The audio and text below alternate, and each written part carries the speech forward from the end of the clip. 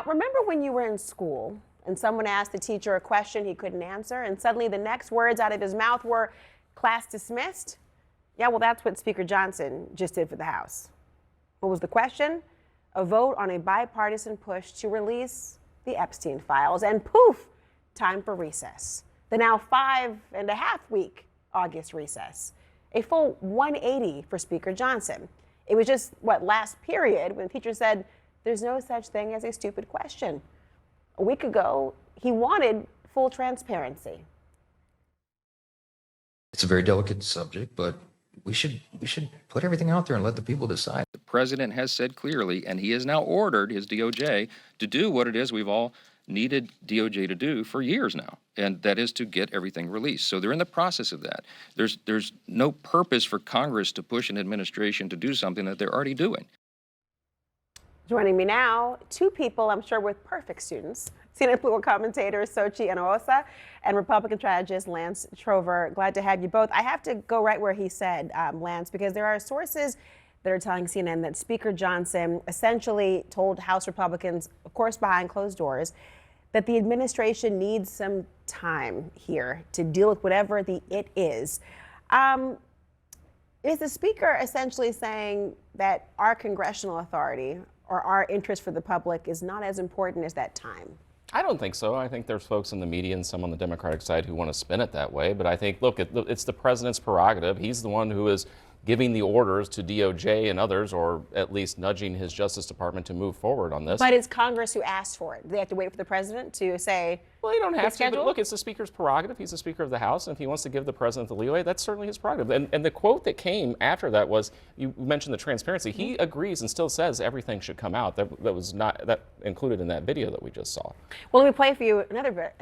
I like transparency. I like full quotes as well. So there you go. Speaker Johnson, Xochitl, seemed to suggest that the congressional oversight actually would hamper DOJ's efforts at the time. And that was part of why he wanted to delay. And there are some conservative hardliners who are not having it at all. Listen.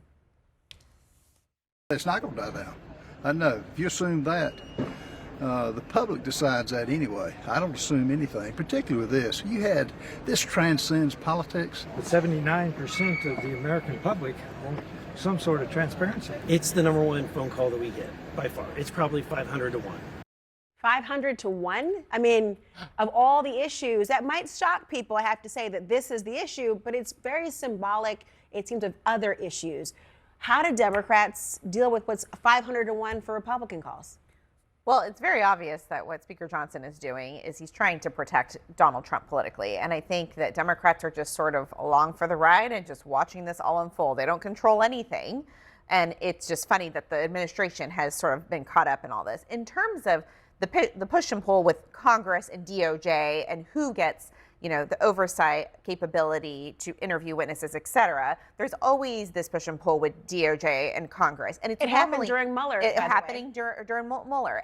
But it's normally for investigative purposes. It's normally when there is an ongoing investigation and when you could potentially hurt the ongoing criminal investigation within the Justice Department. It's never really about a political issue per se. And this is something that's a little bit different because what you have here is you have Congress and Republicans in Congress who are hearing from their base. Their base is clamoring. They're getting the phone calls. They want to do something about it, so people will back off of them. And the White House is essentially telling Congress, hold, wait a minute. This is a political problem that we have, and we're trying to deal with it. And so I find it interesting that it's not the law enforcement. This isn't for law enforcement purposes that they're asking Congress to wait. It's more for political purposes. And that's very clear when you see Todd Blanche sort of taking this meeting with Maxwell and sort of taking the reins of this sort of whole political problem within the Justice Department. And yet, there are some in MAGA who would say this is about criminal investigation. We want to know the full truth. We haven't heard everything. But to a larger point, this isn't just a partisan issue. I mean, you have Republicans who are calling for this as well. Obviously, Speaker Johnson is saying no till August. But walk me through what you envision August being like for Republicans who are going home to their districts. We know what town halls look like when people were irritated about mandate-related things. This was part of a mandate. How do Republicans grapple with the public who might say, you told me I was going to see something. Where is it? First off, I think Democrats are a little more than just along for the ride. They gummed up the House Rules Committee all day with amendments, and that's the reason it got shut down. So you're a little bit more than just along for the ride. Well, I heard her sarcasm, but I get your point. Karen, House Speaker Mike Johnson railed on Democrats today for not being intellectually consistent when it comes to the Epstein case. Take a listen. Go back and look at their social media accounts, we have, and their public comments. They had exactly 0 posts on the subject for the last 4 years of the Biden administration. Interesting, isn't it? We all understand that the America First agenda and the American people are best served by putting an end to the Democrats' sideshows. And that's what we're doing by not allowing the Rules Committee to continue with that nonsense this week. What do you make of that? That's absurd. The only reason that we are even talking about this is because Donald Trump has been trafficking in conspiracy theories. Epstein died in jail, however you believe that happened. Ghislaine Maxwell was in jail as of 2022. There she would remain. The only reason any of this is happening is because Trump has been trafficking in these conspiracy theories, promised to release the information, and then they botched the release of the information. And now what you're seeing, I mean, Trump must really be terrified. Let's throw all the best, golden oldies out, right? It's Obama's fault. It's Hillary's fault. Let's release the files about MLK Jr. Like who else is left to blame?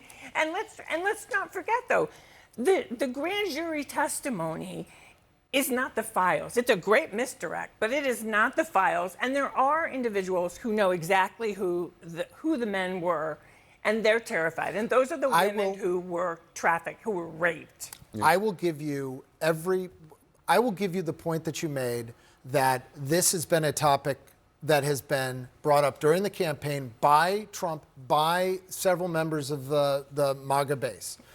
I'll also hopefully that you'll also recognize that Epstein was charged while Trump was president. But the Democrats here are making a very political move. To Speaker Johnson's point, they are picking up the politics of Hold that. up, though. You have to at least acknowledge that this is a political game that has been happening over the last couple of weeks. But let's acknowledge that Epstein, it was a ridiculous deal that he got in the first place. Back in 2008. Back in 2000, I mean, it was ridiculous. Yeah. Back in 2008. These women had been trying to come forward for years, and no one believed them. Again, finally, some modicum of justice. He is tried. He dies in prison. They get Ghislaine Maxwell. You're right, Jake. There are others who probably should have met justice.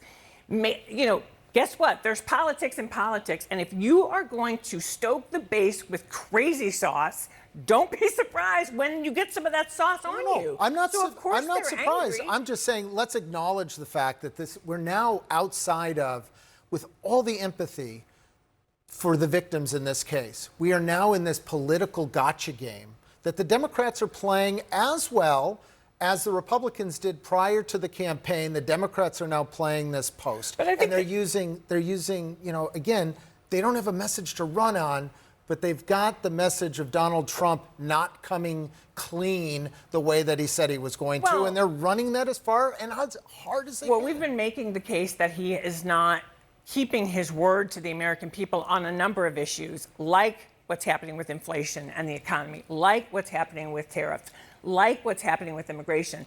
And guess what? There are other pockets, we've seen it in the polling, there are other pockets of Americans who agree with that. This is the first thing I will grant you that the MAGA base and your influencers and right-wing media they're even saying they don't buy it. You granting me that is all I ever really asked for. That's so sweet. Can I just say one thing? I just want to mention one thing, which is Congresswoman Debbie Wasserman Schultz from Florida has been pushing this bill that would require that all victims of these kinds of crimes be alerted if there is a plea deal. That did not happen in 2008. Yes. That was kind of like it wasn't just a sweetheart deal, but it was done in secret, basically, Yes. and these victims were. And so I just want to say there's one Democrat Yes. I can say who actually was talking about one aspect of it, but I totally take your point. House Democrats have not been talking about this. Senate Democrats have not been talking about this. But why would we have when she's in jail? I mean, it sort of was like case closed. He's dead, she's in Because jail. of all the so why slimy we men that were part of taking advantage of these poor trafficked girls and women. Which could or could not have included Bill Clinton. Okay, great. Let's see. It could or could That's- not have included any number of high-profile Democrats, Republicans, and And you know what? May they all rot in hell if they assaulted women. you know what? I think we all agree on that. Let's Yes. let's just end on that, Karen, and girls, Yes. even more so. Yes, perhaps. they were girls at the time. Girls, That's yeah. another level of hell. Yeah, Yes. absolutely. Down even one more level. one. Mike Dubke, Karen Finney, we all come together See? in our anger and hatred towards these traffickers.